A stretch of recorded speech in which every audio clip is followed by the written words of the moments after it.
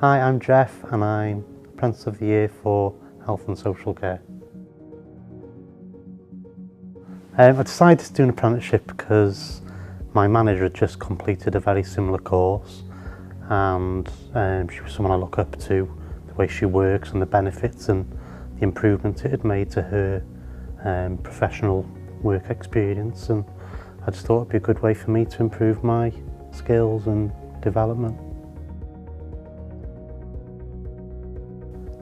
Really good. Hannah was quite inspirational to me because she'd had a lot of experiences in the health and social care sector, and she had this uncanny knack of getting in touch with me when she wasn't supposed to get in touch with me, you know, like especially because when COVID came and I was getting quite down and feeling the pressure with a lot of the work which was increasing.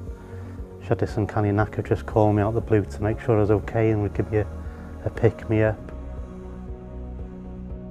Well, I hope I can use my apprenticeship in work, in experience, and maybe go to another level and look to do the next step. I've done the level 3, maybe look to do the level 4 or 5.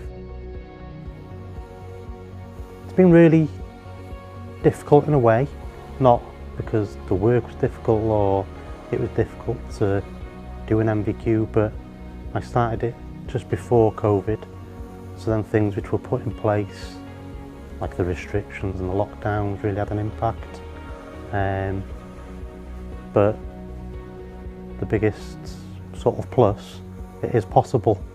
You know, even though there was so many barriers and things became difficult, we were able to complete it, and even someone like me who's not necessarily a student, you know, but we were able to overcome these barriers.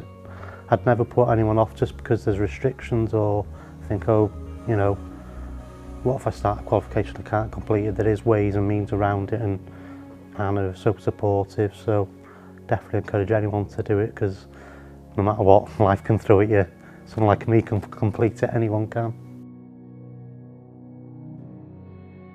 Amazing. I was shocked when Hannah told me I'd been nominated, but to actually win it was pretty special, yeah.